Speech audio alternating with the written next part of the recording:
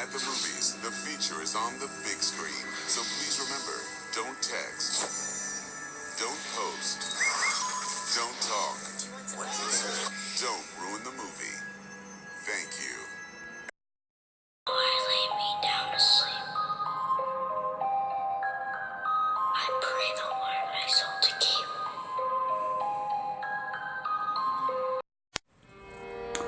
Welcome back to the channel, ladies and gentlemen.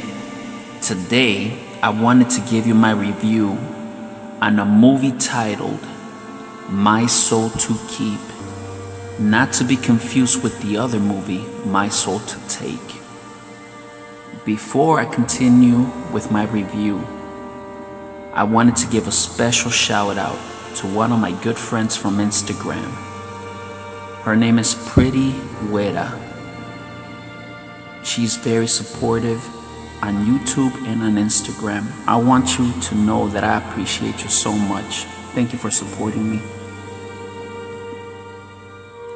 Before I continue, don't forget to hit that like, subscribe to the channel, share this video on all your social media, and if you're already subscribed, hit the notification bell.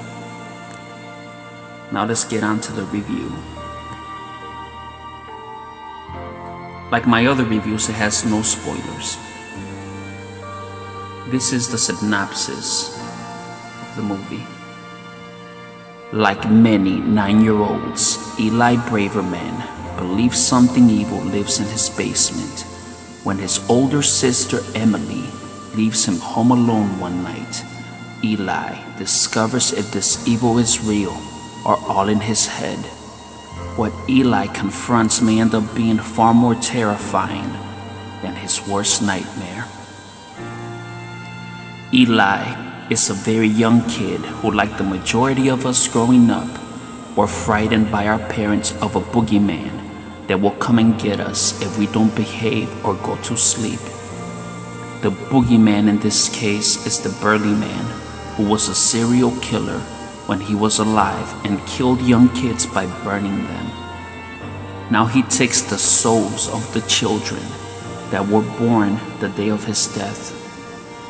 In this case, Eli, who lives a very normal life by day, but at night he's haunted. Throughout the movie, he's haunting and trying to take Eli's soul any chance he gets. Even during the day, his presence is seen. The entity itself is just a dark, scary shadow of its former self. Nobody believes Eli that he's being haunted, and that the legend is real and not a made-up story used to frighten kids growing up.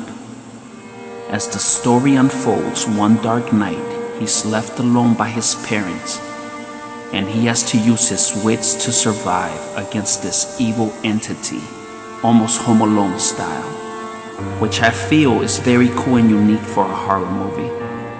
This is where the film truly shines. The use of lights is nicely used. I never seen light sources used in a movie as great as they are used here.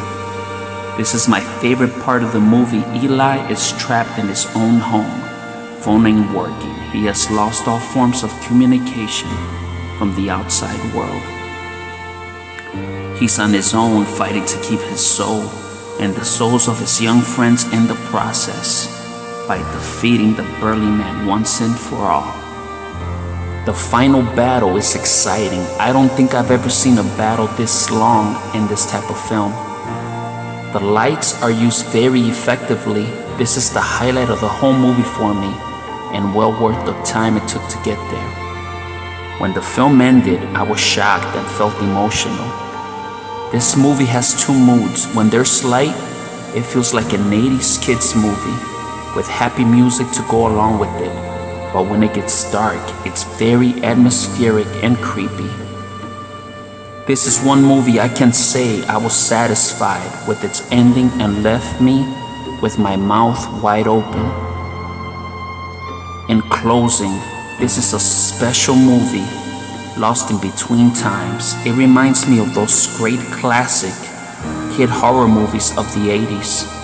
of recent times, it reminds me of a side story that could have been told in the hit Netflix show Stranger Things, but way more creepy. If you're looking for a horror movie that's a throwback to the classic kid horror movies of the 80s, look no further. This is an instant classic for me and will go on my list of favorite horror movies throughout the years. If you want to watch this movie, it released October 4th of this year in select movie theaters, and it's also on streaming services. I believe Amazon Prime is one of them.